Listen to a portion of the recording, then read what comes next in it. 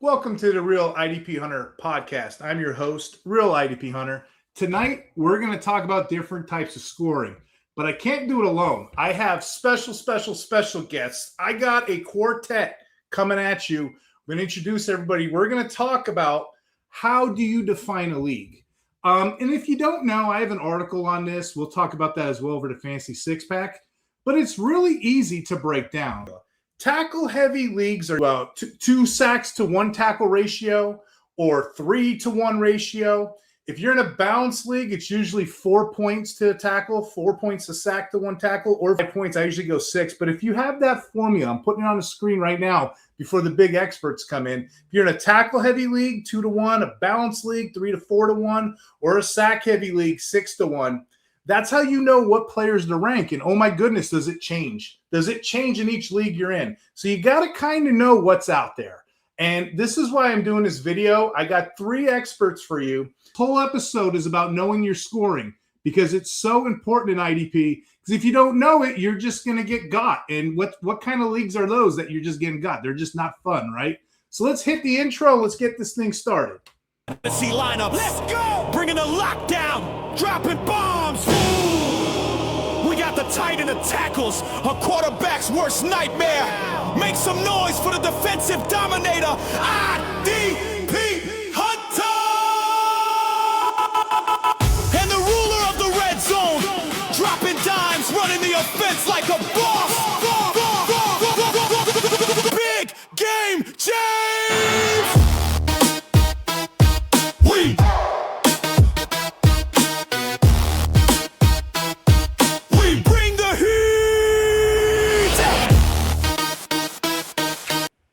So as always, I got Jamie and I got Mace with me. What's going on, fellas? Having a great Veterans Day. Just want to thank every vet out there for their service. I appreciate everything you did for our country. Amen to that. Mace himself, he's a veteran. Hey, Mace, what the heck have you been up to in the universe? Just writing stuff for Fantasy and Frames, doing an interdivision article about different guys, years rookie to 4th year. Some veteran diddlies in there too, and I've been working on my redraft rankings way too early, obviously, but just trying to get a master list going, guys in the tiers, get my thoughts out there. So.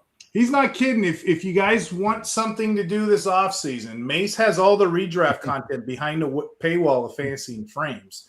I myself, I have all my Dynasty content, so we're kind of hitting both sides of the spectrum. I got a couple articles coming out, Mace. I got Keep Trade Cut, the IDP version of it.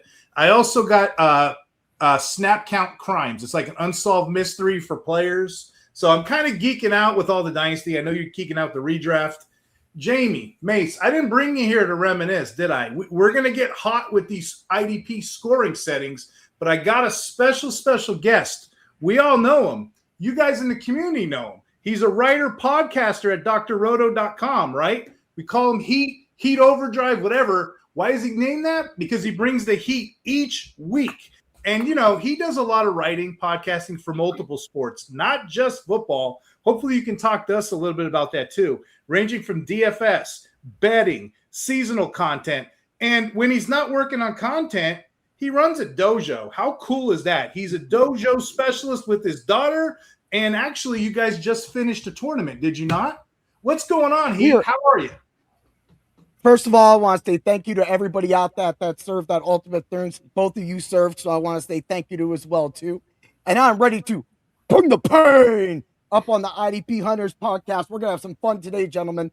People in this league always talk about every time they go, we're going to have a few questions. You guys have some questions that we're going to get to today, right? And some of those questions are going to allude to why does this content matter? We'll answer that question because this content matters. All content matters. And that's going to make sense at the end of this podcast, guys. But I got to say, thank you for having me on, man. This is a long time coming. These are all these roots were set at the Fantasy Football Expo in Canton, Ohio. That's coming up this year. I can't wait for that. But first, I actually have a Scott Fishbowl 16 draft. I'm in the Castlevania League down in Pittsburgh. So that's what's up, man. You guys in the Scott Fishbowl 16 this year? Yeah, I'm actually doing the Cleveland live draft this year. My first ever live draft.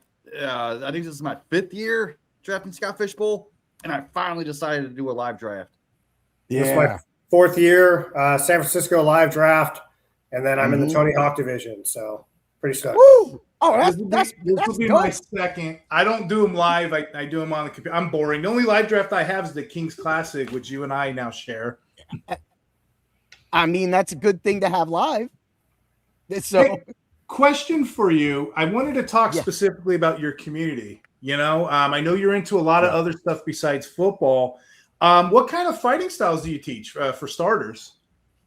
So I'm, of course, one of many cogs in the wheel at TKO Erie. Of course, our master, Sensei Brian Arrington, a longtime sensei of Billy Blanks. Billy Blanks, huge. I don't know if you guys are familiar with Tybo. Billy Blanks. I got his VHS. The Billy Blanks, familiar. Come on now, yeah, dude. I have Billy Blanks. Okay. Well, That's what's up. Well, he got back into fighting recently. And so my sensei took that style and he's then mixed in practically kickboxing. Of course, we do on the mat BJJ, but that's a whole separate class. What we primarily is boxing, kickboxing, and a karate point style. So point fighting, of course, is our major thing. We have multiple world champions. My daughter, Sensei, that is, she's actually won a trip to go to Austria, but things can't always work out. Dad can't really go. So it's kind of one of those things to where it's like you're getting to those certain stages. So everything comes from a Goshin Jitsu kind of style. So our katas, our forms aren't always recognized as the best or the most crisp. But I think sometimes you give things up to train other parts of your body. And if you can still make the form look good, which I have plenty of times and won plenty of tournaments, grand champions, but I also work on the fighting so that applying that science works. And that's what we do. And that's what we teach to the kids, because the Trinity Karate Organization, which is what the TKO stands for, started as an after-school program by my sensei to get kids off of the street so that they had something else other to do than get into trouble. And that's where we come from. That's you got a wide variety of interests. I mean, not just that in general, but don't you write MMA too? You write MMA articles? Yeah. Yes. So I handle all the UFC coverage at Dr. Roto. So every week I have a thing called the Five-tastic Picks. It's pretty much a straight 5 picks that we're going to do in the subs only Discord at Dr. Roto. I always put five. It's a 5-leg parlay to be round robin. And then I do a long shot parlays too. So I do a money line and that. And so that kind of puts it all together in that sense.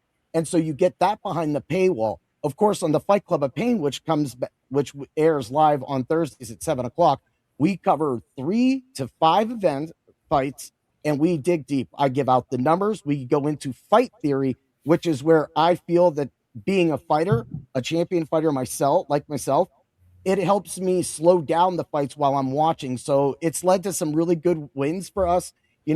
Just this year, King Green, 2nd round knockout, plus 3,500.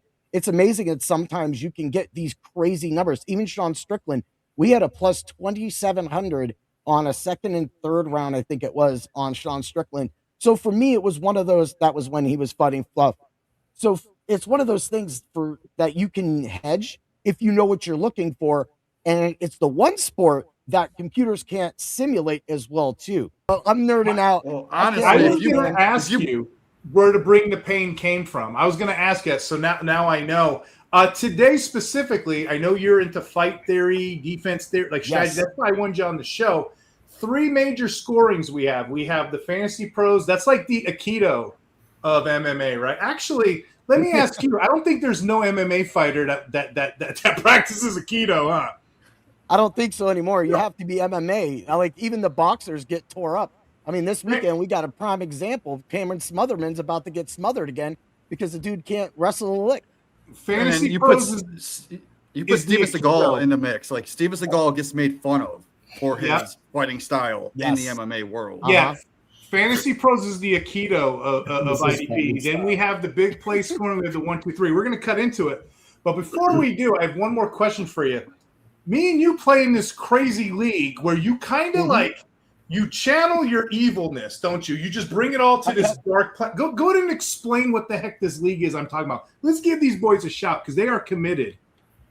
So I started at Dr. Roto, the Heat Slayer Challenge. It's for people that didn't understand IDP, newcomers to IDP to get in there. Of course, the winner gets a shirt. So, that was our guy, Steve. He was really excited, but he had not did IDP before. So what I did is I actually went in and it was like I said earlier before the show started, it was like a kid in a candy lane. There was this stat, that stat, sack yardage. Who would have thought sack yardage? And what's all this? Next thing you know, I'm like, well, how's it work out? So then I put the stats through, and then I see the defensive players are around 16, 17 points. I said, okay. And then Steve messaged me, goes, boy, this scoring is insane. But they love it. They love it. That's what's cool about it. They love it. They're like, give me more, sir. It's like your little dojo. So I can't do this episode without you. It was so fun to see this. It was. And it was good that's why we're doing this episode, as you just said, is to teach people not only about fantasy football, seasonal, both dynasty and all formats, but IDP. What makes IDP unique? What makes it better? Is it challenging yourself? And if you can't challenge yourself, that's where, of course, services like yourselves and ourselves at Dr. Roto get together and make sure that we help bring the pain to the competition for all of our subs. Yeah, this was a fun tournament. Anyway, I just wanted to give these guys a proper shout. There were guys in there, brand new, Fugo Steve, I think his name. Like, there were so many guys in there. Fuego Steve. Just trying it out. And you do that every year, the Heat Challenge, right? I got you, I bought buddy. it. This was the first year. I did it. Okay. Because it was something that so there's this place, the Get Right Fantasy, and they kind of have these different things. Okay. So you guys know I like the Get Right Fantasy crew, and now you got to get right or you get left behind. Exactly. So for me, it was one of those things that I kind of went into. I was like, all right, well, they do this. I want to do that for our people. I want to give people, a Bring the Pain shirt or a Fight Club of Pain shirt. It's a free shirt. Why not? Why not wear it? So. Yeah. And you guys, all of you, not just you, Heat, but everybody on this panel, you guys have strengthened the IDP community. So I appreciate you guys completely. Jamie, I know you had some questions. Fire away, my friend. Yeah. So just like martial arts, right? Yes. When you first get into it, people struggle with which one to go with, right? So my question for you is, why do you think the industry struggles with IDP? And like, what mistakes are some of the biggest mistakes new owners make coming into IDP? It's the reason why some people take Josh Allen in the first round, because they go for name power. That's the easiest thing to do. They go, oh, look at this TJ Watt. Oh, look at this Myles Garrett. But then they don't understand that they're in a tackle heavy league, and at the end of the year, Myles Garrett might have 60 tackles, but 23 of those could be sacks. You know what I'm saying? So for that a lot of casual fantasy footballers stray away from the IDP leagues because they're scared about actually just looking at their stats. But that says about their character overall. If they're already missing those stats, they're already being taken advantage of in the rest of the league on the scoring side of things. And that's where people like us try to help, man. Yeah, so like new owners, they're drafting like it's offense. They're reaching way too early for those big names instead of waiting for the value, because an IDP has way deeper talent pool in the players. So that's right. 100% agree. Yes. It's the reason that like you could have waited on Diane Henley the last couple of years, or if you drafted him like I did in a dynasty league, put on your taxi squad, bring him up last year, you get a decent year for him. But the thing is that's what happens in these leagues, is that you have to go for that. Because if you're not on it, and I know Steve, that's one thing I love about Steve's content, is he goes under the college level, to the college level, does interviews. He's always leaving things. So that's something that sometimes because I do the UFC every single week at Dr. Roto, I don't have time to do. So that's why getting your information at different places is a big key. But also coming back to it, for me, that's that camaraderie. Are you going to really go all in? Or are you just going to donate your money every year? Yeah, and then like people ignore the scoring settings. That's the most important thing Steve was bringing up. We're going to talk about this whole episode. And then also poor roster construction could be something that people have a big mistake coming in. You got to have a balance, like especially with the linebackers compared to the defensive line and DBs. Yeah. And you talk about that. because we have more tools now than we've ever had. And I think that is what's the advantage of being a IDP specialist or buying a service or getting your information free. And it's because you get tools. You get tools that you have cornerback, wide receiver matchups. You have defensive end versus tackle matchups, and also we can't forget, people need to remember to watch some of these games. If you can't watch the games, then that's why the service makes sense, because people like myself and everybody else on this board right now, Steve, Mace, and yourself, Jamie, watch game tape. It's the best way to get your analysis. So two things I got from what you guys were saying, and thanks, Jamie, for that. You're talking about camaraderie, a band of brothers. Me and Mace were both veterans, and Mace will tell you, what did we learn in the Army? Train. Oh, my God. You know how many TMs? We have a TM for a can opener. It's a nomenclature, TL29. For writing styles, for everything, yes. What you will train on, I don't care what it is. It could be this old 1985 piece of Singar's equipment. You're going to train. Yeah. You're going to know it. And that's kind of the mentality. We hit you over the head with this stuff. I want you to understand what the scoring system entails. And one thing me and Mace, I found out recently, Mace's combatives level, I'm certified as well. All of those chokes, it's like a chess match. Fighting systems versus writing systems are very similar. So I know I'm geeking out here. I know I'm kind of stalling. For the audience on Spotify, welcome in. For the people on iHeartRadio, welcome in. We're over here on YouTube. We're talking to Heat. We're talking to Jamie. We're talking about Mace about scoring settings.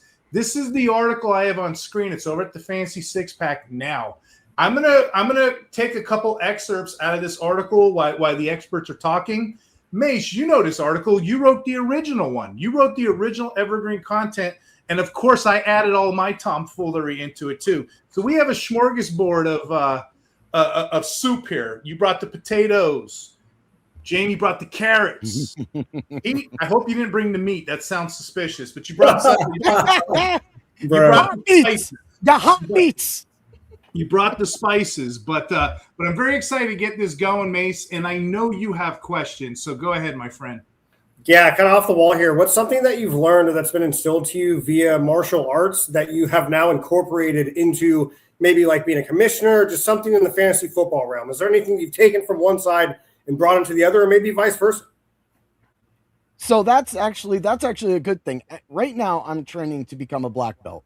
So I'm teaching a lot more now, but I'm not just teaching guys my age. Well, really nobody's my age in my dojo because I'm the oldest one, but 20-year-olds, 15-year-olds, you can teach them differently. Teaching a 6-year-old is different. That can be applied to fantasy because sometimes you get a 15-year-old in a pre-adolescence or somebody who's an adult who doesn't make a lot of time. But then you get somebody who acts like a brainchild of a 6-year-old and runs their fantasy roster like that. And so for that, you learn to not lose it because sometimes it can be frustrating. We all know that family member, you call them up and you're like, where's the start menu? And you're like, it's literally in the lower left-hand corner. And they actually took the whole menu off. And that's the whole problem. But we can't see that because they're talking to us on a phone. So that's exactly what it's like when you can translate. So I think that it went both ways, working with the subscribers and some being difficult at times, and then other ones just not understanding and having to explain, take extra hours all times of night, 10 p.m. on a Friday while you're having a beer across the table from your wife. You make those sacrifices, but what you do is you build somebody, you make them better. And that was actually said something when I did my subscriber spotlight this year. A few of the guys, Tips being one of them, and Tips had brought that out. He goes, you guys sharpen me, you guys own me. And that goes back to karate, to where you have to build your basics. What are the league settings? Then you have to build your strategy. What are you going to do during the draft if this doesn't happen?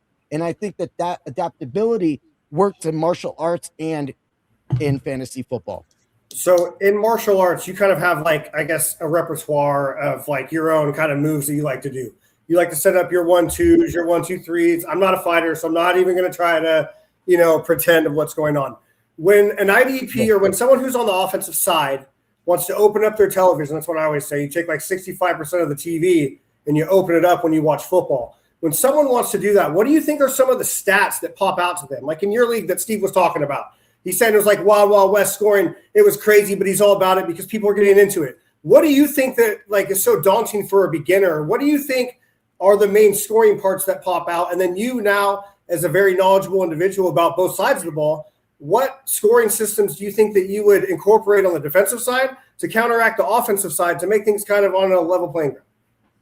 So I don't think we're going to be able to get a defensive end or a linebacker near Josh Allen points, but there's some leagues that actually do that. There's some leagues that actually have the defensive ends and linebackers scoring more points than Josh Allen. So for me, that's going to be a total flip of the script. That's the type of stuff that you need that sauce for, that you need that. But for me, I like a base salary. I think a defensive player, honestly, I think this would be a great time to bring up what I was going to talk about. So there's two players that I wanted to talk about. I know that I'll save the second player because I know that you guys have a question for all of us later about a player that we might be targeting late. So I wanted to talk about Nate Landman. Last year, he got really popular. He was about 67% owned last year near the end of the season. You know, in 17 games, 132 tackles. We're looking at 2.5 sacks, 4 forced fumbles. You got 2 fumble recoveries. You got interception, 6 pass defenses, 11 stuffs. This is 165.5 points under the system where you get 1 tackle per a point, sacks 3 points, interceptions 3 points, etc. We'll go through that. Now, what I like to do is I like to do a future look. And so last year, Nate Landman was a 9.74 per game average, which is great for a guy that is being ranked around the 10th linebacker right now. So before I go to his 2026 stats, what do those stats tell you guys? It tells me that he might be the only guy that's out there a lot. I fell for the Omar Speets landmine in a couple of leagues, man, trying to get that late sauce. Well, I mean, there's so many other teams in the NFL that'll rotate 3 guys, and then you have your 2 base, and then your 1 mic, right? Well, that is not the system for the Rams. They run multi, DBs. Steve's an X's and O guy. I'm sure he has like 7 podcasts where he talks about the McVay defensive scheme. But no, in reality, it's just one of those things where, no, you have to peel back a little bit more. You got to get into Steve's articles. You got to get into Jamie's stuff, mine, yours, Heat. You have to look at the percentage of how long people are out there and what their business is out there on that field. And you're 100, I hate going over the 100%, but you are 200% correct that he's the man out there, and that defense is not the same without him, and he's putting up nasty points for it. And if you can get a guy for a lower level with that, punt linebacker until he's going, right? Get edges and then, go with that. But I digress. So, for example, in Nate Landman, perfect guy. Last year, I listened to Steve, and I was grabbing him in this tournament in like the 34th, 35th round, last pick of my draft. Dirty. Now, he's going in the 15th round, 13th, 12th, linebacker off the board. Yeah. That's just insane, dude. And that's because he's getting popular. That comes back to the name. But he's still only ranked 10th. So if you only have a 1 linebacker start league, this is where, Steve, you should probably pop into this. If you have a 1 start linebacker league, I'm not drafting Landman until either round 15 or 16. Why would I? You got what? You have 12 people in your league? I mean, he's going to be there. Why would I overdraft him? So context doesn't matter. Mm-hmm. Yeah, for sure. That's right. So real quick, why do you think IDP isn't as mainstream? Do you think it's just too daunting? You think people are scared? Or do you just think, when we talk about stats, I feel like defensive stats are really put on the back burner, even for NFL, right? Like it's been fairly recent, like the last 30 years, and they've even started counting some major stats. So do you think that has to do with it? Or do you think that maybe times are now changing with social media? More guys, Ari is actually, he interviewed some linebackers, some GMs talking about defensive guys. They're getting more in the light. But what do you think is the biggest, backset or downfall to the IDP realm right now? I just think it's pure laziness, honestly. I understand that they don't have to buy to get into these leagues, but if you're in that league, you have to pay attention. If you're a fan of football and you're watching your favorite team, you should be watching the defense against your favorite team. You should be watching that. Maybe you can get an edge. That's the things that separate the pros from the Joes, if you say, or whatever slang that you want to use. And so for me, that does scare people. I think that that's the number one reason, because in this long time, my longest league ever since 1994, I call it the McDonald's League. They are so scared to add IDP, but every year, like the younger kids that came in, so two sons joined and made it a 10-team league. And they were like, dude, we want to play IDP. We want to play IDP. But people are stuck with the kicker, and people are still stuck with team defense because they, the special team point. Well, let's get a little crazy. Somebody like Tyke Smith, right? You can get some return yards, or somebody like, over the years, there's so many different players that you can get return yards in. That alone, like Keyshawn Nixon was always my cheat sheet. He was always my cheat sheet, especially. I hated that they started him. I loved him when he was a nickel because he would always get those kick return yards. And in my one league that I literally haven't paid for in 10 years now, that league was I find those little exploits. And those exploits, he was giving me 4, 5, 6 points every single week. And once Jair Alexander would go out, he would still do some of that, and then he'd be getting 5, 6, 7, 8 points on top of that. And I sometimes would rather take that average, and I think that that's where people just stop at Tyke Smith and draft somebody like Jalen Ramsey. And that's what scares them. So what I like to say to people is, like, if you still play with kickers, you're going to love defensive backs. I treat defensive backs just like kickers. I wait till the last round to take them. Like, you could find those guys. And honestly, that's how I treat DBs in IDP, because you can just get them in the very last round. Well, IDP is kind of like, what's that, like Back to the Future, right, Steve? Where he gets up on stage and he's like, oh, your kids are going to love this. That's kind of how I feel about IDP, man. The new wave, the new generation, they're going to carry this. It's going to be like, how can we add on? How can we get better? It's not Debbie, because those guys switch every single year. Now, IDP is pretty volatile. And, just like defensive backs, maybe like 12 to 18% of guys will stay in that top realm. However, it's still a major part of the game. And when the NFL is trying to expand to different countries and they kind of hit a crash out or a plateau, what are they going to do? They're going to get other guys' names to sell, and those are going to be the defensive guys. And I feel like it's going to be the cusp, man. I've always said that, like, IDP for fantasy football is like what Deftones was for rock. You had to wait like 10 to 15 years. Road, Mace. yeah, real though. Yeah, but you guys bring – go on. No, go ahead. I was going to say, because, for IDP, and to go back onto that, I think that that's what does scare people away from that. But I think that sometimes if you're going to get into something, call it a league managing fee. We have a lot of people, subscribers at Dr. Roto, that just come on for football season. They don't care about UFC. They don't care about baseball. They don't care about basketball. They don't care about stuff sometimes. They just want that football. And so for that, like when you were talking about, it's a young man's game. And to answer your question about the stats that they put up now are a big reason why you see the IDP leagues now offered at the Kings Classic, now offered at jerseys, now being offered at, I'm waiting for Scott Fishbowl to jump in, but he's like saying there, I've been begging, dude. He'll never. Yes. His son plays IDP, and he still won't. I ask him every year, bro. I just got the FF elimination. I've done 2 years of charity for IDP finally, but it took me like 3 years of asking. But I feel you on that. Like, it took me a while to get into IDP. I was scared of it. I was one of them people. I had no idea what to do. Like, I don't know these schemes. 3-4, 4-3, box snaps. Who's a real linebacker? Yes, Steve is the one that taught me everything that I know about IDP, and I feel like I'm a genius just backing off of Steve. So on that note, we'll get back to Mason 1 sec. On that note, I was waiting for y'all to kind of bring it together. Mace makes fun of me because, like, every draft I go into, a roadmap. I'll pull out a roadmap because I don't look at the scoring. I told Jamie this like 2 years ago. I told him this, it blew his friggin' mind. What I do in every single league I join, regardless of what it is, I'm going to count the points. I'm going to count the sacks, and I'm going to count the tackles. And I said this in the intro, but just to bring it home, if my league gives me 4 points a sack and 2 points a tackle, that's a 2-to-1 ratio. See what I did there? Or if my league gives me 6 points a sack, 1 point a tackle, that's a 6-to-1 ratio. So usually, give or take, depending on how old school your audience is, a tackle-heavy league is a 2-to-1 sack-to-tackle ratio. Balanced is usually 3-to-4.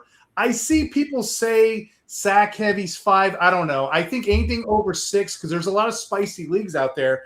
But tackle, balanced, sack heavy, those are the 3 kind of criteria we generally see. And that was an excellent question. Mace, did you got any other questions for my friend here? I got one more. I want you to bring the pain on this one. Going off what Steve said, should top tier players in IDP score the same as the top offensive guys, or should IDP be lower? So, what are your thoughts on that? That's a good one. So, I think we were talking about this earlier. This goes back to the Josh Allen. So, in my league that I have IDP, not my scoring, very fair general manager scoring. He's a really good general manager of this league. His name's Keith. I was asked to join this league. This is a kind of hard to get into league a long time ago.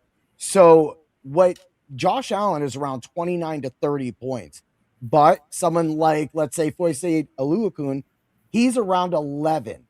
So for me, I feel that if you wanted to make it more even, then you're going to have to go tackle heavy. You're going to have to go almost a 3-to-1 ratio on a tackle heavy if you get that. And then I could see Aluakun going up. I think one year he screwed up the scoring, and he put they stacked. So the tackle counted as 1 point, the assist counted as 0.5. So it'd be 1.5.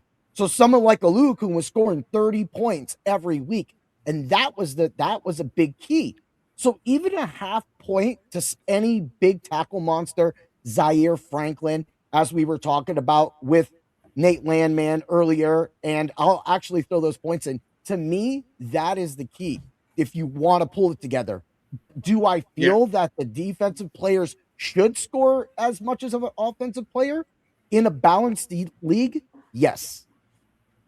Yeah, so keeping it balanced, I would think like a top 5 IDP scorer should roughly be in that high end wide receiver 2 or running back 2 range.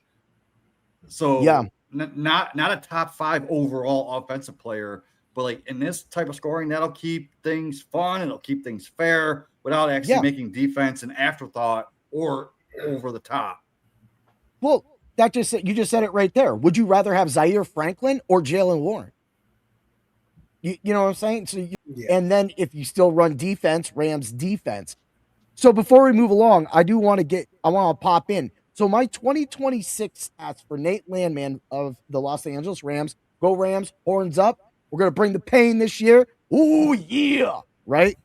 He's going to score 140.68 points. That's going to be an 8.28 average for a 17-game season. How I got that is I always do a regression, a 15% hardcore regression.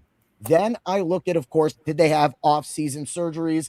Did they have this? I start adding percentages. Once I get to the percentages, I then do a system check, like 3-4, 4-3, as we were talking about earlier, and then I give them a bonus. And so that's how I came from his 165.5 to a 140.68. This will make sense when we talk about another player later in this episode. Yeah, for me, a guy, I mean, all right, I just want to chime in. I like frothing the debate here. One of my off-season guys this year was Leo Chenal. He got a 3-year deal. Washington ended up getting Sonny Styles, which kind of leads me into a question, but I feel like Chenal has never really gotten a chance. Amazing at run defense. I think he's athletic enough to cover. I just don't know if that was really his position there with Bolton and Tranquil there, just being a kind of a 3-headed monster. Now he goes over there. I still feel like I would prefer Chenal in redraft, maybe even in Dynasty, just because of how much you're going to pay up for Styles. Do you think that Styles is that next guy? Do you think he can handle the green dot immediately? Oh, yeah. And then in redraft, are you looking more at taking the discount in a Chenal or a player like that, like the Bravo linebacker? Or are you looking to take that new hotness, the guy that's still learning the system that just got there at Sonny Styles? I'm of course going to let everybody in the league draft Styles before I get Chenal. I'm going to go for Chenal. Jess, that's me. I'm a contrarian guy. I'm going to pick last because what I like to do in a lot of my leagues and why I've been able to actually have, and I hope, well, if any of my league mates actually play this, there's been a key to why I have that trophy behind my back every single year. And I tell them that I'm coming to get it. and it's because of scoring. They implemented tight end. Then I found the Khalil Mack cheat a couple of years ago. I'm always a step ahead, and they know, and they want to kick my ass just as much as I want to kick their ass. It's okay to be the villain of your league, people. You inspire people to wax the floor with your ass, and that's fine because that makes everybody in the league better. It makes them sharper. It makes them. So for me, that's what I'm going to when I go into these drafts. I'm not going to care about what this guy is going to draft because he's going to miss. And what it led to is me stacking running backs and being able to make trades. Last year, making a Mike Evans trade. Then 2 years prior, I was able to trade DeAndre Swift when he was hot at the beginning of the season for Jonathan Taylor. And then Jonathan Taylor, of course, did not defend my championship well. But what Jonathan Taylor did is he secured another year of winnings to keep the roll running. And it's not always about first place. If your league pays first, second, third, fourth, maybe has weekly bonuses, things like that, again, know your league. If you got that, then you can create a running pool. And that's what I've been able to do in that league and what was actually broken in my longtime McDonald leagues just this year, which pissed me off. All right, 2 more questions, but they're more about your brand here, Heat. Your brand's right behind your head back there. It says "Bring the Pain." Can you tell me, like, what is one common misunderstanding or multiple misunderstandings about building a brand? I mean, I want to have a brand. I try to make my name a brand. I'm sure Steve, Jamie as well. But like, what's the niche of it? Is there something to it? Does it just come to you? Like, what's the deal? So I like to say it does come to you. So all my life, as of course being 48 and doing point fighting karate and trying to be a fighter in this sport, you kind of just have to have a lot of energy. You kind of just have to be that kind of guy. You have to be an extrovert, not an introvert, unfortunately. So for me, bring the pain is my motto. It's just like Nike, just do it. It's get in there, get your hands dirty, whether it be your job, whether it be writing an article, whether it be a day at the dojo, whether it be a day in the yard. It's always about bring your A game, people, because, life isn't going to be easy for most people. So for me, it's always about that. So where Bring the Pain actually started was Sirius XM Fantasy. Dr. Roto he used to call into like Lenny Melnick shows back in the day, and that's how I first met Doc. Well, when Doc and Tommy G actually got the show on Sirius XM late night, my wife and myself would listen. We would call in, and that's how everybody got to know me as Heat Override. So every week, what's that? That's sick. Sorry, I didn't mean to cut you off. That's dope. Like, no, it's something that you end up being passionate about, and you end up crossing. Sorry, go ahead. Nope. So I would call in, and I would air my daily weekly DFS frustrations. And so that became a segment called "It's Time to Bring the Pain," Rob. For 60 seconds, I got to talk shit on a player of my choice, and it would just go off. If that guy failed us, that was it. Or what happened is when we got into wars, which is where the Scout Army was formed, when we would get into wars, we would then use that as a model. And there was a lot of crazy times. The wife was involved in it. She stepped away eventually. So that's from fantasy completely. But that little ride was fun. And that is how Bring the Pain started. When I decided to go into podcasting, I decided that I was going to do, conspiracies and mix in sports. Now it's completely sports under the Dr. Roto network. And that was the thing that, Doctor wanted to bring was, he goes, "Hey, Heat, I want to bring you on board. I want to bring the pain. Do your ultra contrarian stuff. I always like the way that you always look for those back of the end round players, those $2,000 hitters, those pitchers right now, or just being able to find value in a sport like tennis and make money from it."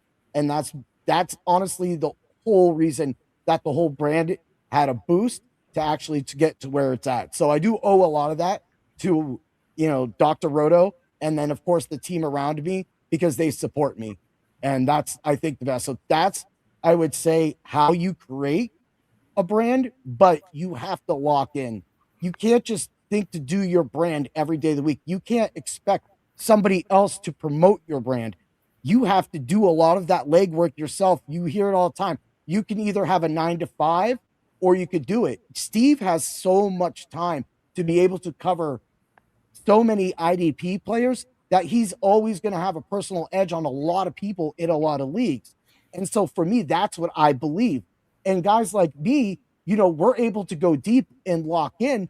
But then if we have a UFC article due that day, or like today, before we went live, I've watched over 2 hours of fight tape for this weekend. So you kind of have to sometimes moderate your time.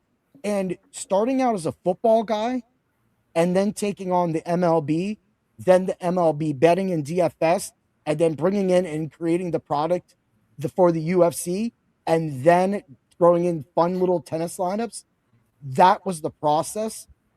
There's hard work. A lot of hard work people don't see, but I would urge anybody to always do it. Always bring the pain, because this is you in the end. This is you. Yeah, you had a dream and you made it happen, right, man? You had so many and thens. It took me back to one of my favorite movies, Dude, Where's My Car? Where he's sitting there in the drive-thru and it's just like, and then. Okay, all right. One more and I'll stop taking up everyone's oxygen here. You've been in the game for, it sounds like, a pretty long time. And you didn't just, you started in one area, but it sounds like you're pretty much everywhere now. What do you think separates analysts in the industry who stick around for so long than those that are here for a hot flash in the pan and fizzle out? What's the main difference there? I think it's actually just pure base knowledge. I take this back to the Madden.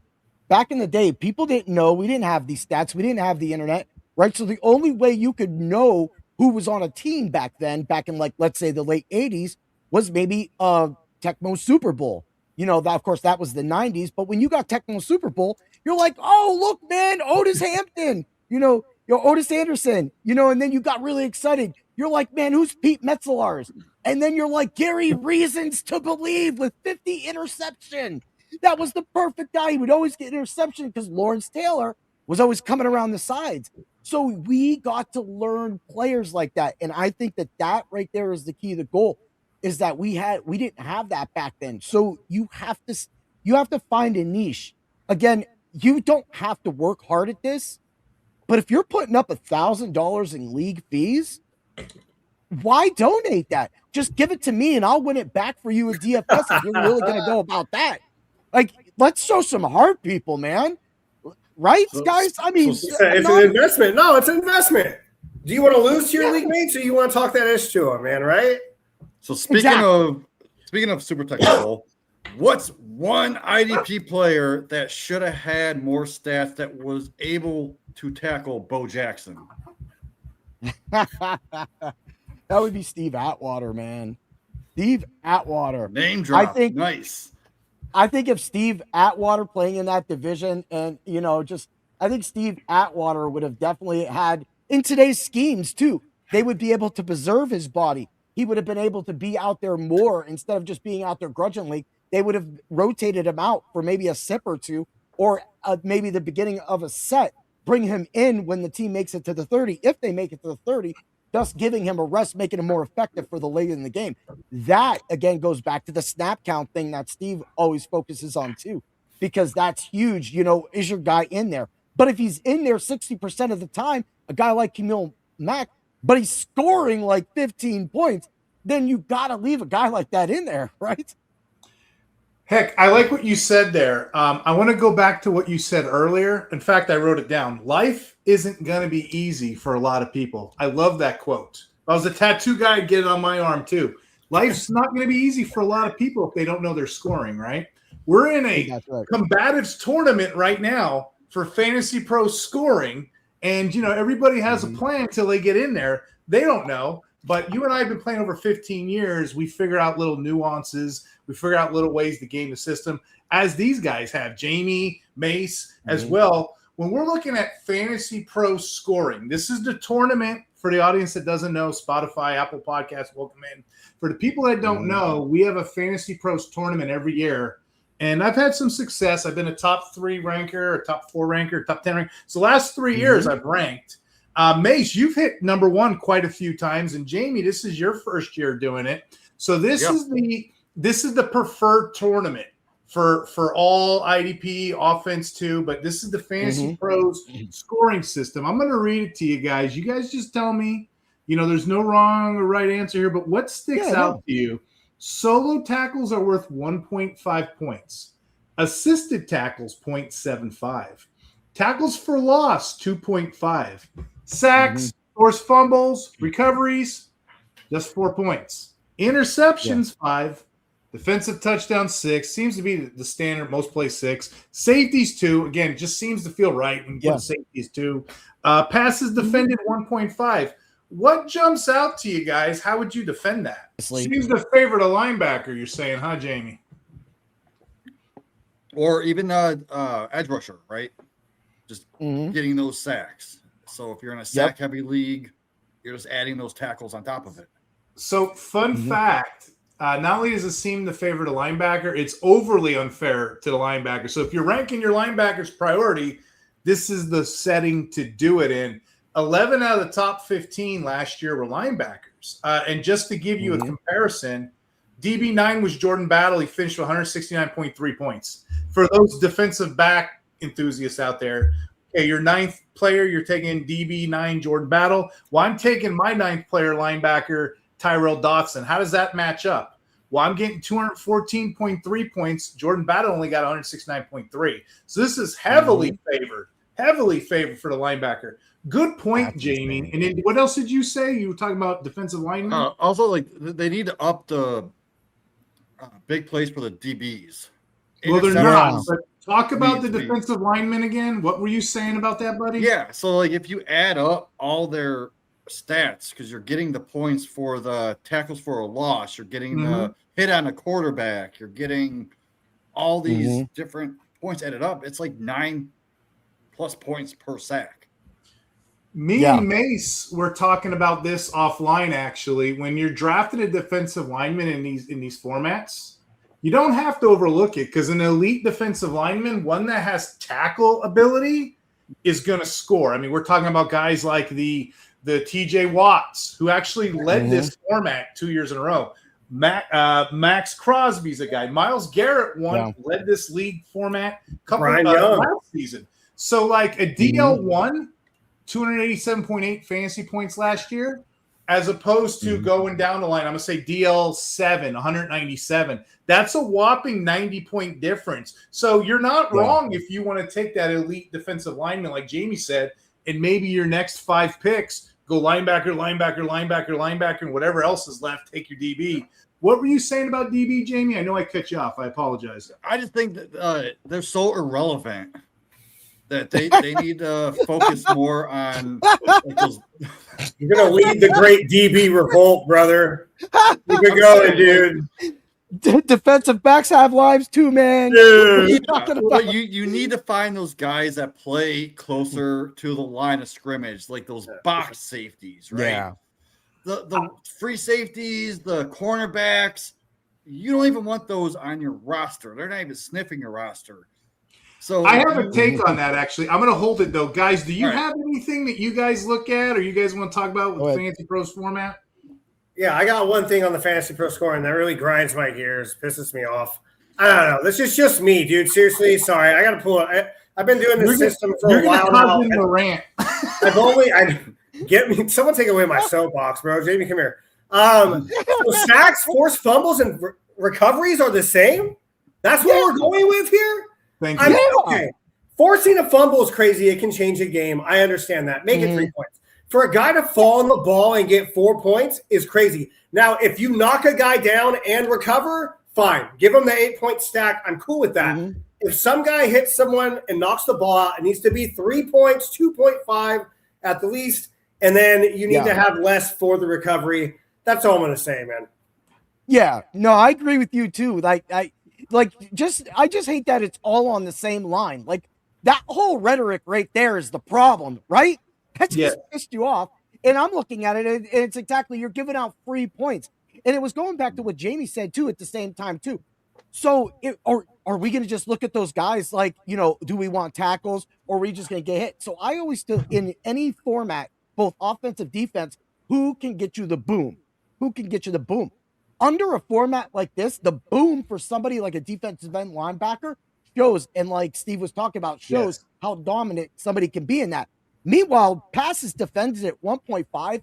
I love the effort. But that was none. At that point, it should be a solid 2. and then we should bring recoveries down to 2 points, and maybe the forced fumble at 3, or just 2 flat for both. That's it. And then you give me 4 for a sack. So I got a question real quick. So let's say the quarterback hands the ball off to the running back fumbles, the quarterback falls on the ball. Does that give the quarterback 4 extra points? Because he forced a fumble and recovered. A fumble recovery should just be. I always stick to the 1 point. I think you just get it for defense. That could get messy in cross leagues. I want to jump in here because I think you guys said something smart. I'm going to take what Jamie said in the last segment, and I'm going to say what Heat said on this segment. You guys are talking about defensive backs and that poor 1.5 pass deflection. Jamie hit it on the head. In this format, defensive backs are random, and I got the supporting data on that. In 2024, Jalen Jones finished as a DB 20. Christian Benford finished as a DB 50. What's the difference between the 20 and the 50? Well, one I'm probably going to roster, one I'm not. It was a difference. It was a mere difference in like 1.79 points a game. So these guys can be tossed. And that's not just a 1 year turnaround. Last year, we had the same thing. DB 50, Tyson Campbell, 156 points. DB 50, Isaiah Polo Mayo, however you say his name, 132 points. You measure that up. There's not really a lot of turnaround. I would say as a strong draft strategy, because me and Mace, we did the math like 2 years ago, right? You're talking about DLs and linebackers. Me and Mace did the math. TJ Watt's historic, I'm going to say it's 2021, his historic season where he had the 22.5 sacks. We add that up. This format's just like 90 points. Compare that to linebackers who are getting a generous amount of tackles. All they would have to do to get the 90 points would be a 2-down player with 60 tackles. So in a Fantasy Pros format, if you want to game this, guys like, I don't know that year, what was his name? Camus, Greer Hill, Jermaine Carter type guys aren't even in the league. Hillcrest Alexander. Yeah, they had the same value as a TJ Watt. So I'm not going to say punt them all together. So I don't know how you guys do it, but as a common draft strategy to me, I'm probably going to get one elite DL, and then I'm going to go on a run to about the 4th or 5th round at linebacker, if I'm in a league like that. And then at the end, at the deep end, I'm punting defensive back like Jamie and Heat said, because it's only a mere couple points a game, but I can scoop up linebackers and stuff in my flex, and I can get that good solid depth. Any thoughts there, guys? Oh, I love that. I'll just throw in real quick. That's where you pick up Deshaun Elliott at the back end, or somebody like Jeremy Chin. Every year is the guy. Yeah, that's it. So I just wanted to throw that in. Bam. Last round, great production. Definitely going to be around the ball. They're always ball hawks, and they can get some turnovers, maybe a pick 6. You don't know, and that's what you go. Elliott probably before Chin, but you could get Chin definitely last round. So I'm looking at a league right now, and I do IDP offensive combined tournament style, and the first DB goes off the board after the first 40, 50 linebackers and defensive ends. And it's not even the best one. Kyle Hamilton usually goes first, and he was like, what, DB 10 last year? Cameron Curl goes 3-4 rounds later, who was the number 1. We don't know who's going to be the number 1 DB this year. We can just stream them off the waiver, just like you do kicker. Go ahead. Okay, so one thing about this format that none of us hit, and this is the secret sauce to ranking, this is the only format it's going to give you. Tackle for loss is extremely high in this one. It's the highest out of every single format. People miss it every single year. There's a couple people on the internet, they might catch it or two, but you're going to get an incredibly generous amount of points. If you look at it, 2.5 points tackle for loss. So how do you game that? I'll tell you right now, if you're listening at home audience, you get your linebackers, you rank them up. You look at the guys who penetrate, average depth of tackle, the guys who are making those tackles clean behind the line of scrimmage, the guys who make sacks. Levante David in his prime. But again, Fantasy Pros specifically, you're going to attack those linebackers, elite end defensive linemen. 2.5 tackles for a loss. That gets overlooked when we compare these other formats, which we're about to do. When we compare these other formats, that's something that people forget. Mace, back to you. No, I mean I'm good. I was just talking about the IDP 1, 2, 3 real quick. I think Jamie did touch on the tackle for loss though really quick when he was talking. But no, that's a solid point. It's hard to really tell how that's going to go down and who gets what where. But for edge defenders, it's definitely something that you want to look at. I mean, I know we always say don't look at last year's stats. However, you can look at the last 5-year tendencies on a player if they've been around for that long, so you can kind of gauge what to expect, plus or minus a certain amount, of scoring. But you kind of get to see their repertoire, what they've got going on, things like that. You got some heat? So, yeah. I mean, honestly, what you just said is like, let's not Ronnie Lott be Ronnie Lott. Let's not Polamalu be Polamalu. Sometimes, like, again, that goes back to that you just know what you're going to get in a player. So you know you're going to get that drive, that passion. Somebody like Khalil Mack, of course, is always going to be in the background. So that's what you're drafting. So I want to go back to Mace for a second because 1, 2, 3 is kind of where we stick. So 1, 2, 3 scoring, which people don't know, this is the sleeper default now. So if you don't do anything in your leagues, you're going to get this scoring. And the way 1, 2, 3 is set up, it breaks down into 3 levels. Okay. First level, minor points. Second level, mid points. Third points, the exciting plays. So the way they set up 1, 2, 3, 1 point for assisted tackle, no big deal. QB hit, okay. 2 points solo tackles or a tackle for loss. It's still good, but it's a little less than that fantasy pros. People forget that, okay? 3 points, passes defended, a forced fumble, the fumble recovery, all that kind of stuff. And then finally 6 points, which is not on the schedule, but 6 points is always, the touchdowns, the sacks, the what have you. But anyway, the 1, 2, 3 shelves, the reason we do that, because if you're in an offensive league, this is the easiest way to do a conjoined league, offense to defense. It's an easy way. So if your IDP needs to be juiced up, well, then juice it up, but keep those 3 scoring levels. Juice it up to 2, 4, 6, 3, 6, 9. But that's the whole premise behind 1, 2, 3. It's not a perfect system, as we'll break down, but it's close enough. It's close enough that it keeps leagues occupied. IDP 1, 2, 3, of course, the Fantasy Pros is the one that we do the tournament in, but I live in the 1, 2, 3 shadow realm, if you will. It's the closest. Well, heck, I'll let you guys talk here. Mace, thoughts on your 1, 2, 3? Yeah, I used to do pods and streams with Jordan Rains, the creator of IDP 1, 2, 3, and that was the thing, is that he wanted to create a baseline. And in the IDP realm a couple years ago, and even still today, there's no you have your different scoring systems, right? Like you write on it, I've written on it before. But a lot of people coming into the industry or people that are just coming in trying to play IDP, there's no baseline of scoring. It's not like, all right, man, just go standard, figure it out for 5 years, and then have your, people cuss at you enough that you'll change it. It's like, no, here's the baseline. Okay, we like this. Let's bump it up. We don't like this. Let's take it away. For reference, we got Jordan Brooks, Devin White, Jack Campbell, all top 3 in IDP 1, 2, 3 last year. There it is. One of those guys is not even on a team right now, bro. So, I mean, linebackers volatile too, but this is, I feel like, the best bad way to say it, cookie cutter way to take it out, put it next, and be like, all right, this scoring system or this part means this means this. Let's compare it to these positions. It's just a lot easier for you to be able to stretch it like a what's that, Steve, from your childhood, Slinky? Oh yeah.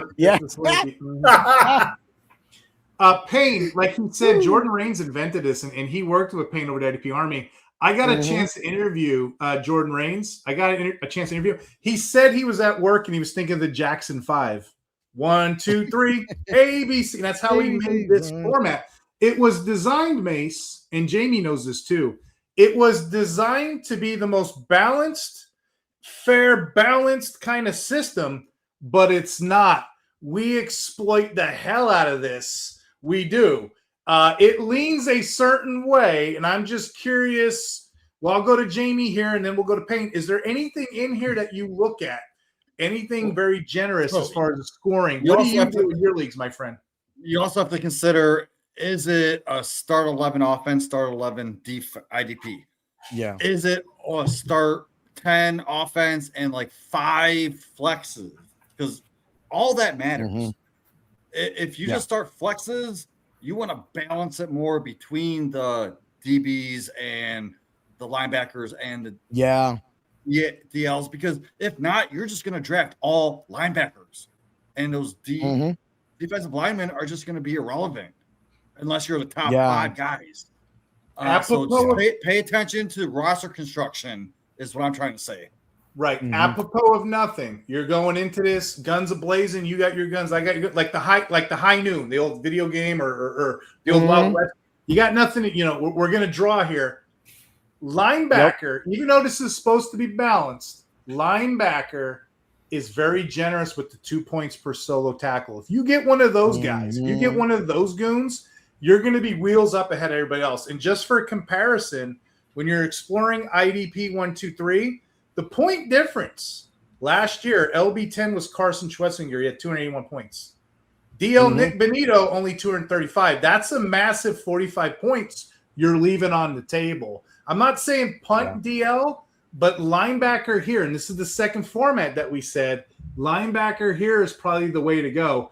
Do you got anything here, Heat? Yeah, so like exactly what you said, this is where sometimes if you're up to date or have like one of my articles at Dr. Roto, the IDP Heats of the Week, I focus on pickups. Well, of course, I do the waiver wire article. I call it the hardest hits. So you're going to focus on picking up players that are going to make that difference. So we're talking about streaming. We're playing DFS in a seasonal format. And so for that throws a lot of people off. So for me, somebody like Nick Benito is going to be on the waiver wire. So you need, so that's where you need the stats. That's where sometimes you need a team, like everything that you guys do, every one of you, Jamie, Steve, and of course, Mace, what we do. And that's the sauce to the recipe. And what I'm getting at is that when you take that together and you go, okay, well, I'm not going to have Schlesinger this week. I don't like it. There's going to be bad weather. He could be slipping all over the place. I'm going to slip to Nick Benito, who has a better matchup inside this week at home. And so therefore I can get those points of that 243, that 45, thus erasing it. So for me, I'm going to play that as a DFS because like you said, why do you have Schlesinger on there if you're drafting Schlesinger? Or if you're drafting Benito, who do you want?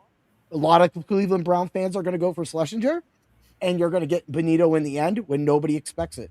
That's true. I had a question for Mace. Mace, did you have anything? Any thoughts there? Yeah. I just wanted to say I'm looking at your glorious chart here that you made that's like big on the screen, bigger than my face. But the main thing is, if you don't take anything else away from this, live stream podcast, whatever you want to call it, Spotify, you're listening, you're watching on YouTube, look at the fantasy points differential between 1 and 10 for the last 5, 6, 8 years. If you want to become a master of scoring, a sorcerer, you're bending time like Steve, you got all this time to write on these articles, do all this stuff.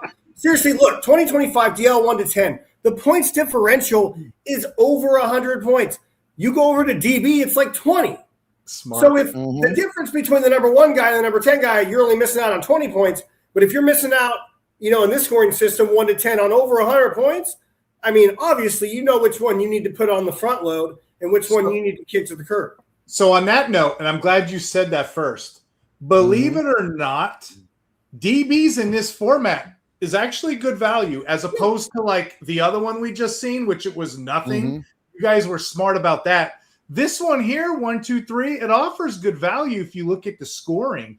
The difference in points, 2025, we had I just put DL5, Will Anderson, 264 points. Then I went to DB5, Trayvon Mooring, 238. 264, 238. What is that? About 1.8, 1.9 points per game. That's only 25 points in a season. There are people we know, Mace, without making fun of them. They love in those fast draft, right? They love going DBs first, don't they? They love it. They go DB first because they know that stat. They know DBs can produce just as good as these other positions. But we still don't do that, right? Because there's something weird with the DB community. Go ahead, guys. You tell the audience. You guys already know what I'm going to say. Go ahead. Yeah, I just leave them on red, if you will, to say in like a new kind of way, man. I'm not going after them. Honestly, if anything, if there's like a Sauce Gardner on a team, right, Stingley, I'm looking at the guy that's opposite of them because they're probably going to get targeted 10 times. And that's, I mean, obviously true position leagues, if you have to take a corner. And if you do have to take a corner, then maybe take a nickel back because a guy like Jalen Ramsey or even Derwin James, he's been playing a lot more slot. He's moving around kind of like that Mika Fitzpatrick. I get to play where I want role. And normally that is around the ball. So, I mean, there's a time and a place for it, but I would rather, I don't know, it's kind of like going out there and taking the eggs on Easter that you can already see, right? Like everyone can see them, you know where they're at. Right? I know there's a hot spot over here where my aunt likes to hide the eggs, and those are the high value ones. Those I'm not looking for the little toys. I'm looking for the Reese's, bro. I'm looking for the big stuffed animals, the stuff with a high lottery ticket inside of there, right? I don't want the free cookies. That's for someone else. You know, he did it. He said that very poetically. The aunt, the eggs. That's great. But I was looking for the key word is volatility. This position is like Russian roulette. You've heard the names I've said this episode. DB5, Trevor Mooring. You know, it's ridiculous, the roulette. And plus there's 4 of them. And like May said, the quarterback's got to target them. It's very risky to go into a draft and have the priority as defensive backs first. We know people that do this. Yeah. But it's hogwash. Go ahead, Heat. I know you got something to say there. I know you do. So, okay. Yeah. I mean, somebody that, of course, is on a defense that creates turnovers. Yes. So like somebody exactly what I was talking about, or somebody like Deshaun Elliott, somebody who might be in a blitzing package that might come around. So then that opens up the sacks. That opens up the interceptions. Does Deshaun Elliott play special teams? This is a big key. Now we're getting on the blocked field goals, blocked attempts. Now we're getting on the defense passes. Is this team, so a team like Kansas City, if you have Deshaun Elliott playing Kansas City, I'm not saying that they play whatever, right? You know that Travis Kelce at some point is going to run into Deshaun Elliott. Deshaun Elliott is going to bring the boom. That could be possible 2 to 3 breakup passes and on top of his tackles. So therefore, it also is, this goes back to what I was saying, is where you're more of streaming your defense. Like people stream defense, you can stream defensive players, and defensive backs are probably the best position to stream. Thank you. And you know, me and Mace and IDP Godfather, we talked this is our brand, the punt defensive backs. Not really. There's a science to it. Like obviously, if you leave me Kyle Hamilton or Brian Branch or something like that in like the 12th round, I'm going to take them.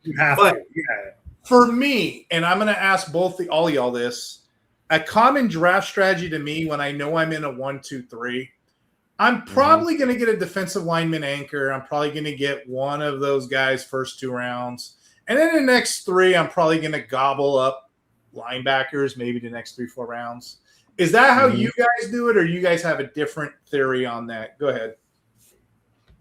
So for me, if I don't get one of the top 5 DLs, I'm just going to punt them. But then I'll just go after those top linebackers. And then I'll just fill in my DLs here and there. I like to do a tent pole strategy. Buddy of mine, Hall of Fame writer Greg Kellogg, actually told me about the strategy. I mean, I feel like a lot of us do it. We just don't really think about it. When you're setting up a tent in the Army, Steve, you got to set up that center pole. You get the outside corners, and then you get everything else in between. And that's kind of the way that I like to set up my team. Now, if I'm at the beginning of the draft, I'm looking at edge. I'm looking at one of those top guys. I'm looking if it's a sack league, if it's a tackle league. You know, maybe get a Brian Burns or a Crosby. If it's a sack league, I'm going to go for, you know, maybe someone else will hire a sack upside like Will Anderson, Daniel Hunter, or Garrett. Or now if I'm at the other end, then I might double down, like Jamie said, on linebacker, and then maybe wait for another guy at the back end, like a Jermaine Johnson or someone in the later rounds that maybe is getting a second chance with a guy like Robert Saleh, defensive genius, to pull that up. Now, that's like worst case scenario. I don't like to wait on an end. That's what I'm saying. But I like to get one at each position, except for DB. I'm talking true position. So I'll take a defensive tackle, bro, like a Buckner, you know, something like that. Maybe Chris Jones if it's redraft. I'd rather get that, Lawrence as well, opposed to a corner and just kind of take the damage there. But I like to get, you know, set up my tent.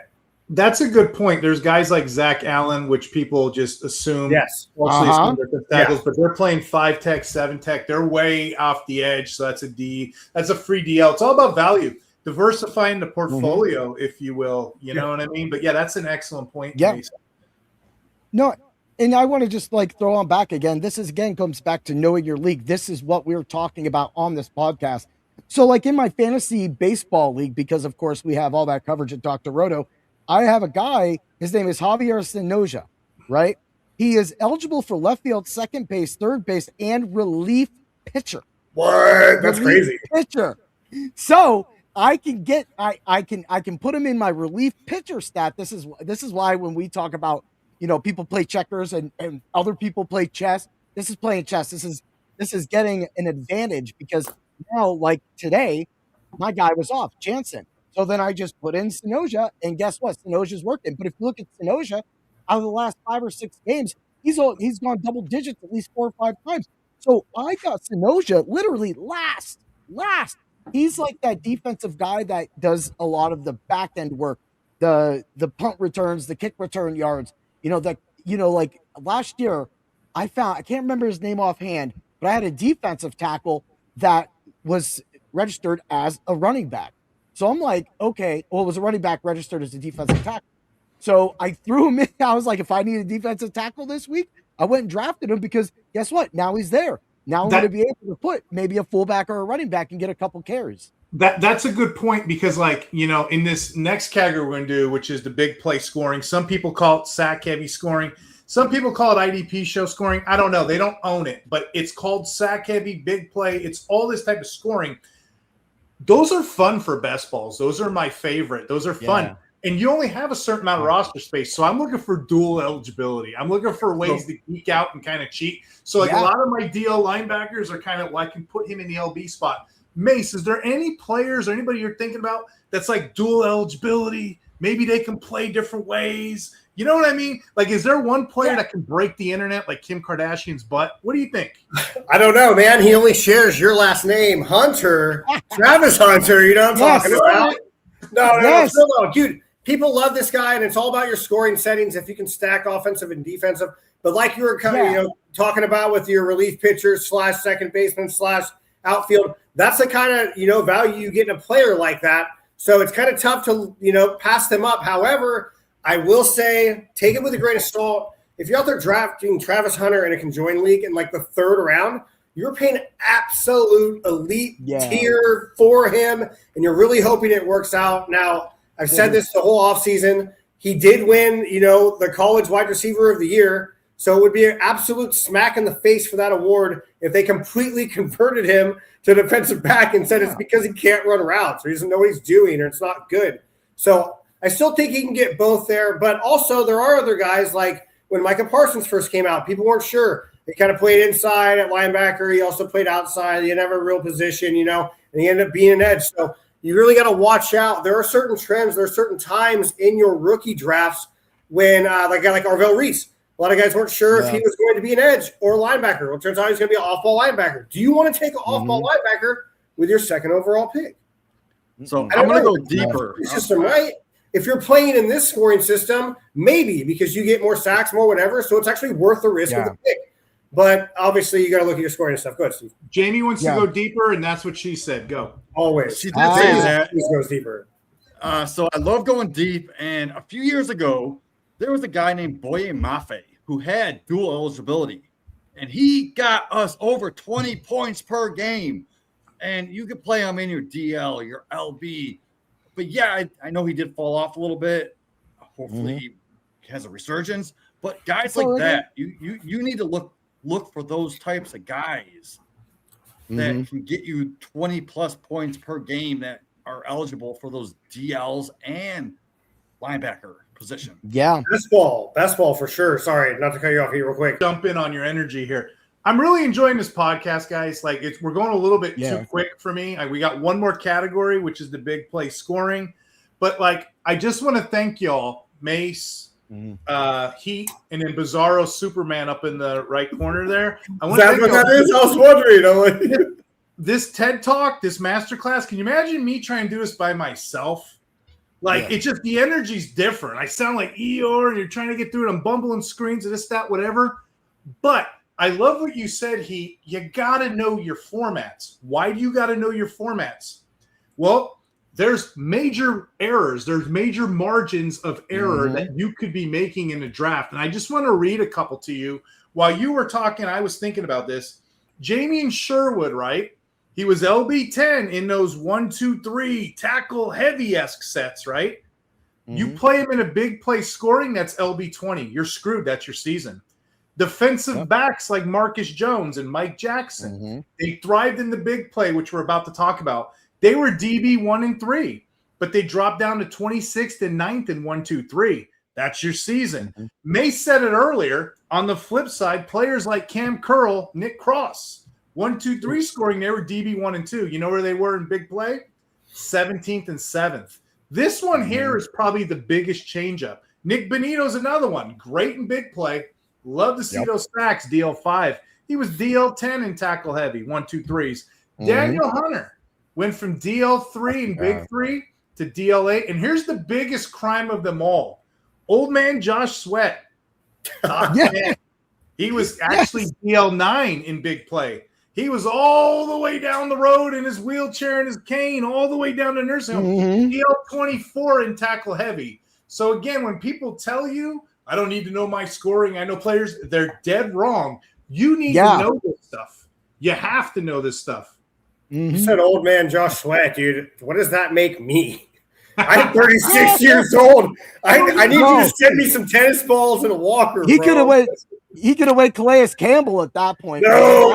Don't make me feel worse, please. I'm so out of When we were in the military, being 30 is old. That's the same thing with NFL. No, for sure. Yeah. If you're 25, you're unk, right?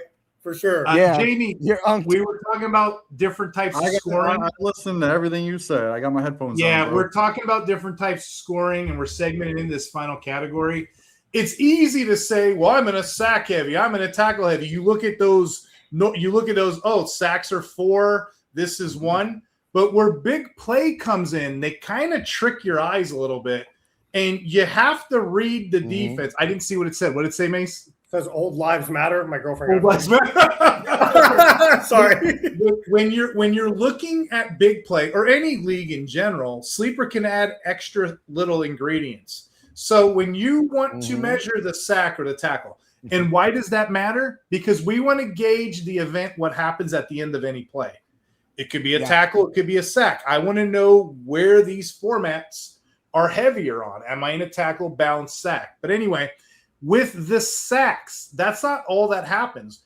Player hits the quarterback and makes a play, whatever your sack scoring is. Let's say you see it's just 4 points. You're like, oh, I'm in a combined league. I'm good. Mace told me I'm good. Read the whole tea leaf.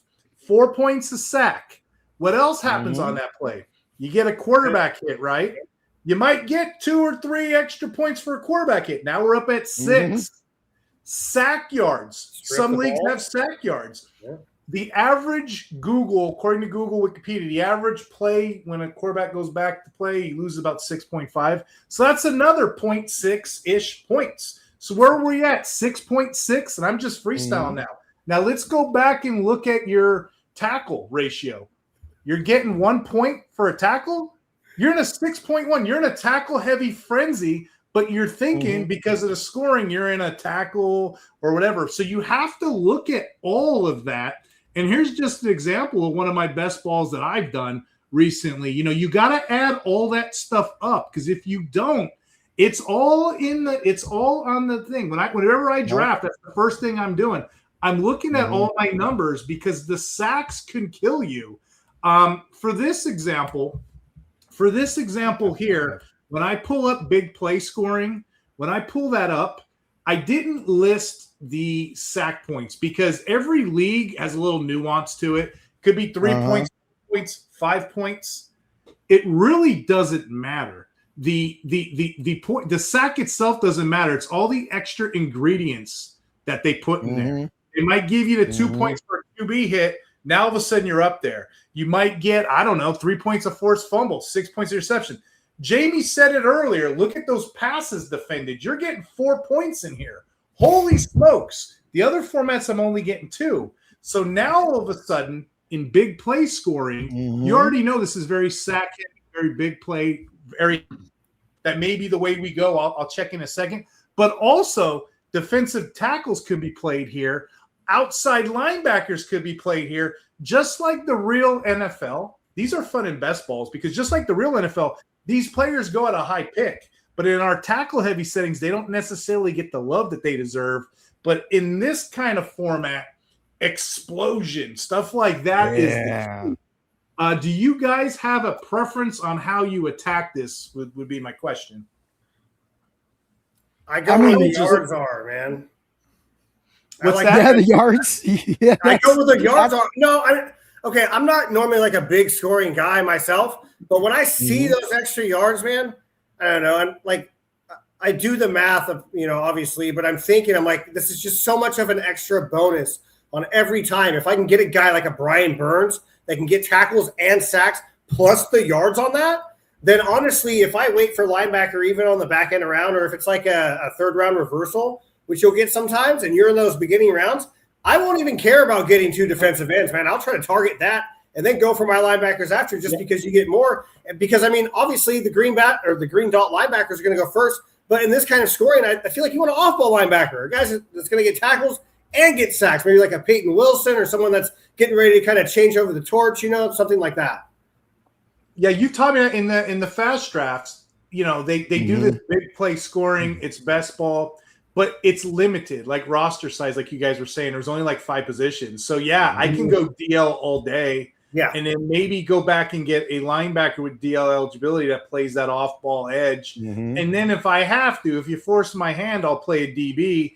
DB's fine here, don't get me wrong. I'll probably take one 7th, 8th, 9th round, whatever. But it's still a volatile position, so I'm a little hesitant. But some people in the community are a little higher. I don't know. How do you see this heat? How do you attack this thing? So when I'm looking at it, of course, this is actually close to a lot of my scoring style. So I love the 1.25 solo tackles that gives that. I love the 2-point quarterback. That's a little crazy. That is a little crazy. Like you guys were talking about, somebody that just gets back there. At this point, people like DJ Watt and Myles Garrett don't need to even get the sack. They're just going to get in it. But, what really opens it up, too, is that blocked kick, sack, and safety at 5 points. Yes. Now, again, this comes back to knowing your defense, getting those turnovers, being able to do that. This now puts the cornerbacks into a better position because it allows them to actually try to keep up off of just one play. Now, and that's in the passes defended. This now opens up people like Jalen Johnson and people like that may not get thrown at, may not get a lot of tackles, or if they catch the ball, say DK Metcalf catches 3 passes on somebody like Jalen Johnson, but you get the 3 points. That'll be 3.75 for the tackles, and then say you get at least 1 or 2 breakup passes. Now you're on 8 or 9. I love that theory too. Again, the 6 points interception, that's the problem that gets me, because now you're just completely putting interceptions on the same level as touchdowns, and I don't think that anything should be on that level of a touchdown. That's why if I'm going to go high for sacks and interceptions, 3, 4, 5's a little crazy. 4 is my sauce. So in this right here, that's point, though, the big 3 scoring, you're getting that 0.1 sack yards, the 0.75 assist, 1.2 solo tackle if you're lucky, 2-point QB hit, 3-point forced fumble, 4-point pass, 5 points block kick, 6 points interception. It looks like to me in this one, it's not necessarily that, I'm going to take DLs all day. It's just the linebacker is so depressed from what we've seen in other formats. It's a depressing value at LB, so it greatly enhances the DL here. And I like what you said about the edge corners and DT value. Yeah, that's what we got. It's even, but for me, like I said, I like the fact, I'll pull it back, but like we saw last year with those sack yards, you get one of those stupid 30-yard sacks. Yeah. And now you're looking at 50 points.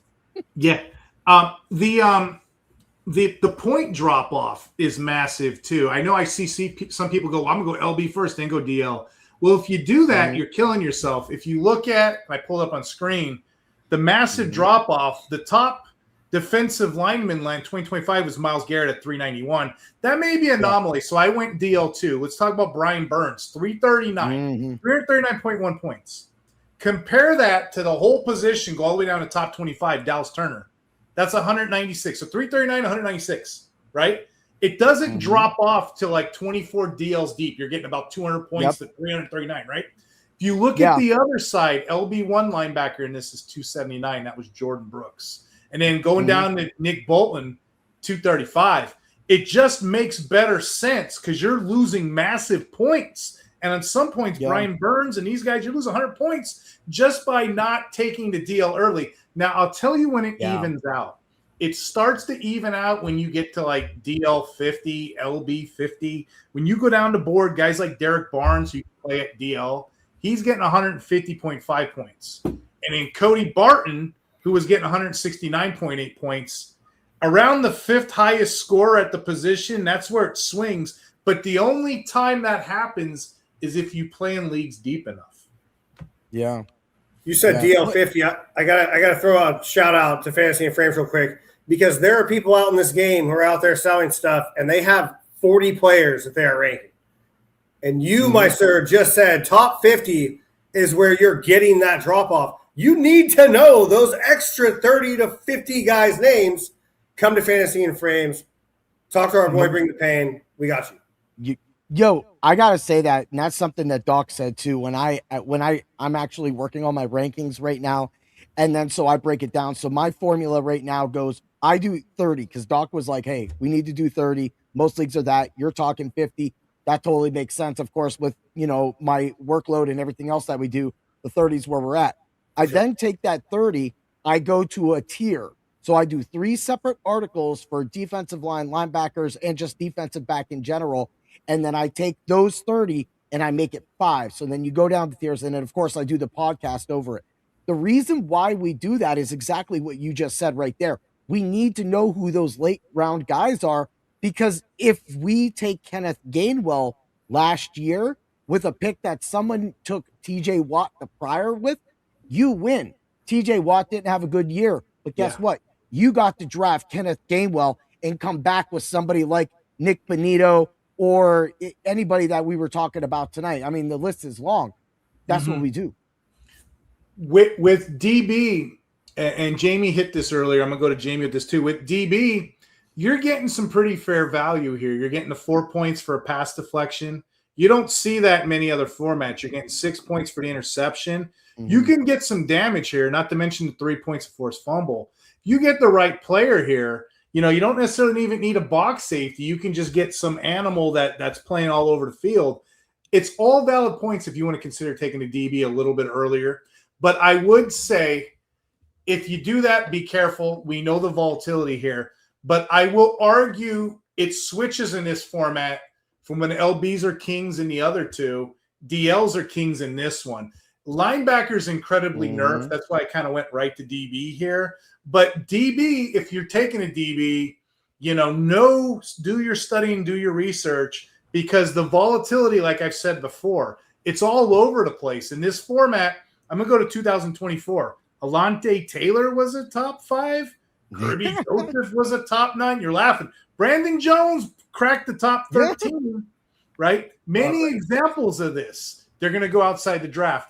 Last year, just so we have some historical data, we went back 2 years. Last year, Marcus Jones, Kamir Lassiter, Mike Jackson, Nashawn Wright, all of those guys were 4 of the top 5 DBs at the platform that I just mentioned right now. So you can draft a DB early and the points will be there, but just be careful because every year a new one emerges. And if I'm in a league where I can just pick players at the waiver wire, like he said, this is the perfect one to stream and take the elite players from other positions early on.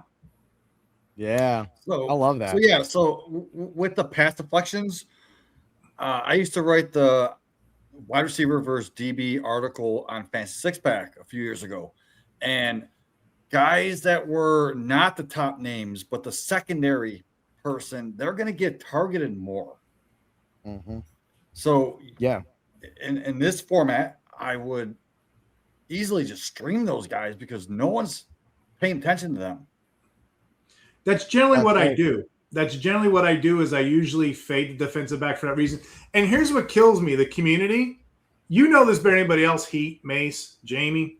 You put an IDP scoring question on the internet or put a math problem with parentheses or ask something about religion or politics, and you'll see everyone fighting.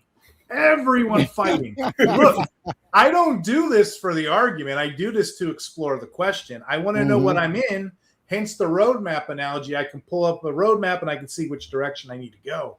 You know, all of these have clear points where you could game it. There's cheat codes for all of it. For this one, I wouldn't argue taking a defensive back, but I would say maybe like round 7, 8, 9, a little bit earlier than I normally do. But, you know, there's people, Mace, we know them. There's defensive back enthusiasts, and they've been knocking that wood. They've been knocking on that for 10, 15 years. They're just waiting for that moment to be right. But just the way the NFL plays. And we didn't even take into account these nickel defenses. There's a lot of teams in 3-3-5s now. That means there's 5 defensive backs I could choose from every week on a waiver wire. As opposed to every down linebackers, there's what? 36 of them in the NFL last year, and that's just dwindling away. Just a better strategy to load up on the linebacker to elite DL. I don't know. That's how I slice it. What says you, Mace?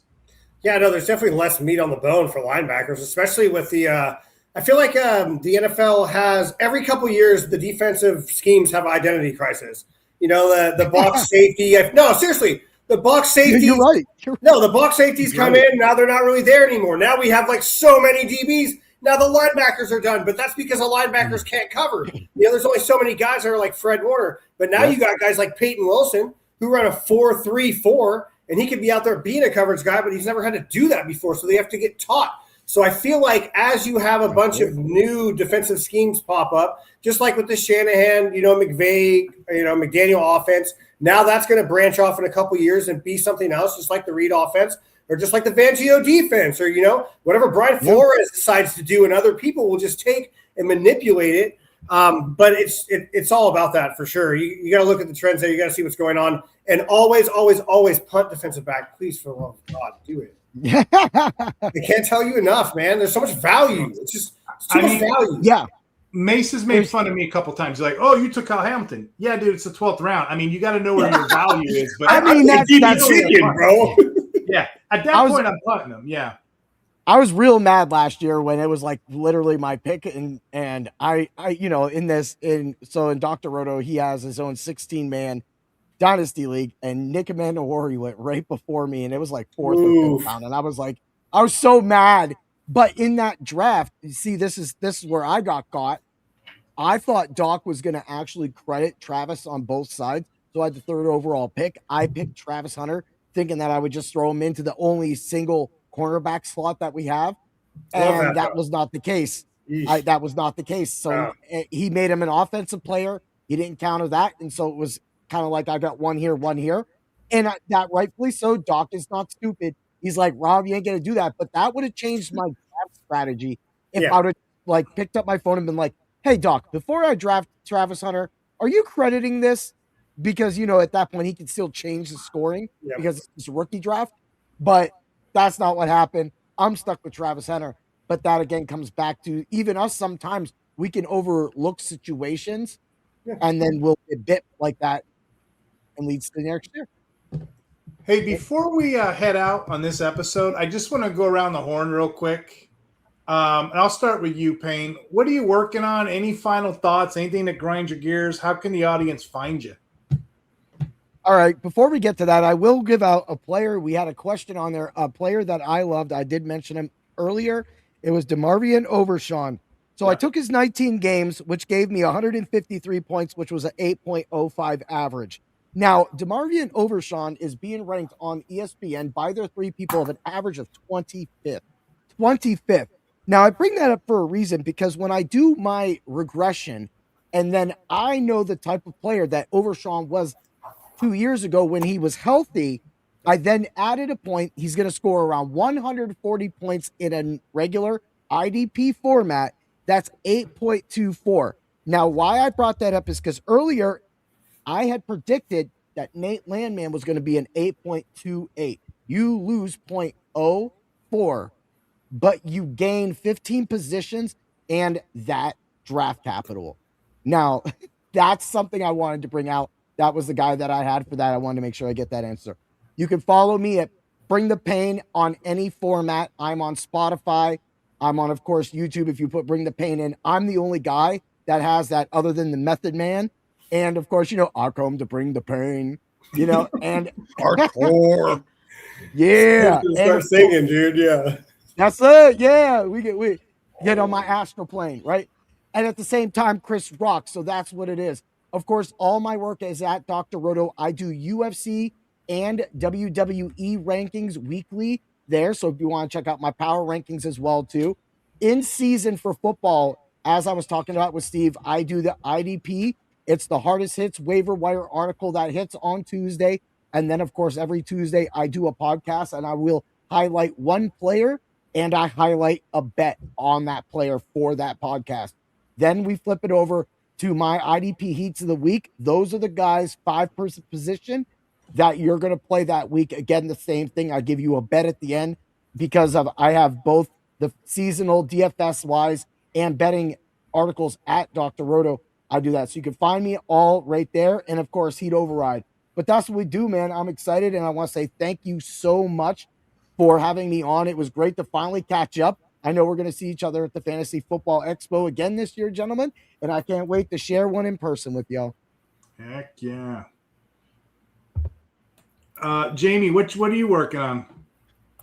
No one cares what I'm working on. I'm all over the industry. I promote you guys. So I want you to go over to Heat Override, who brings the pain.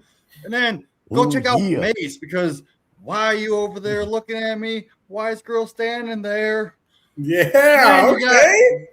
Then you have the ultimate Superman, Steve, the real IDP hunter. I was wondering what you're doing with the toy, Jamie. I'm telling you, if you don't follow Steve, you're doing it all wrong. Because I follow Steve, and I'm doing it right. Well, I appreciate you saying that. We just want to put content out there that I'd want to read, you'd want to read, and then teach the audience as we go. We did 3 darn scoring systems. We interviewed this man. We learned a lot about each other. And I am going to, once we're done, I'm going to check out IDP Heats of the Week. I got it on screen for those on Spotify. Go over YouTube, check it out. And then, Mace, we do these all the time. What are you working on? What are you up to? Any final hot takes, anything we didn't say this podcast you could think of? Yes. Take it back, Military Memorial Day. I'm going to caveat off of Heat over here. Like a true lieutenant, all right? And I'm going to say, if you draft a guy like Overshown, I feel like that's amazing. You can get good value for him.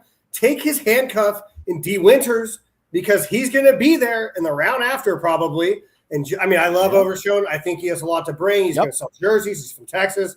Went to Texas. But just in case, and the off chance that it doesn't happen, then D. Winters is going to be the next man. I'm going to get him. I'm going to leave Steve with one thing. Steve loves action movies, 80 movies, early 90s stuff. Do you know, did I ever tell you how I got my name, Steve? No. Have you ever seen the movie Hard to Kill? Yeah. Oh. Yes. Nation Storm, brother. It's an MMA episode. I have a big on my name. Yes. Unfortunately, I was named after Steven Seagal in Hard to Kill. Honestly, though, that's awesome. Name aside, killer name, first off. Seriously. You got to understand, though, when those movies came out, that was everything. I went to the for sure. That's what my dad tells me. So, but no, for sure. Great movie. Love that movie. Too. All those, that whole line, Hard to Kill, Marked for Death, Under Siege. I mean, come on. I'm just a cook. This episode really comes full circle, because we literally just talked about in the beginning of the episode. Yeah, Seagal. Your martial art background with Steven Seagal. So let's end it with that. Let's before we get out of here. Go ahead, Heat. What's up? I was going to say, this Thursday, live at 7 o'clock, Dan, my co-host, and I will be live on the Dr. Roto Network covering UFC Macau, right? And then the next week, of course, we got Vegas 118. We got some big matches. And then in 2 weeks, we got the UFC White House 250. These are all events. I promise you guys, and I know that Steve's been kind of watching a little bit of the work. The UFC is one of the most unique DFS and betting sports to make money at. And that you can get and watch us live every time, because I'm going to tell you right now, we're a crazy bunch. I sing because I always remember to bring the pain. Ooh, yeah. Bring the pain. So I'm the IDP, the real IDP Hunter. You can find me on Twitter. Don't follow IDP Hunter because that guy hacked my account. He'll probably give you bad football advice. But follow us over Twitter. We all got our handles. If you're looking at my work specifically, it's really easy. Redraft is over at Fantasy Six Pack. It's all behind the paywall. This was just one of the many articles that I wrote. The IDP Football Scoring Explained. Check it out. We have an in-depth discussion article format. Also, if you're still doing rookies, it is still rookie season. I did 205 IDP rookie players profiled. Mace went to the Shrine Bowl. I went to the Senior Bowl. It's everything we know about this rookie class. 205 of them. I don't think any other site has 205 rookies. I did it. It's over at the Fancy Six Pack. The other thing I wanted to share, that is redraft. If you're looking for dynasty, things like defensive lineman regression, sack regression, I don't know, snap count crimes, dynasty rankings. We do in the top 50 each position.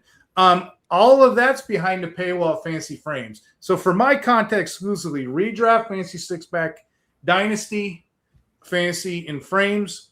You could find me out there in the community. Jamie, you could find us where justice is needed, like the Three Amigos, right? Yeah. Justice League, brother.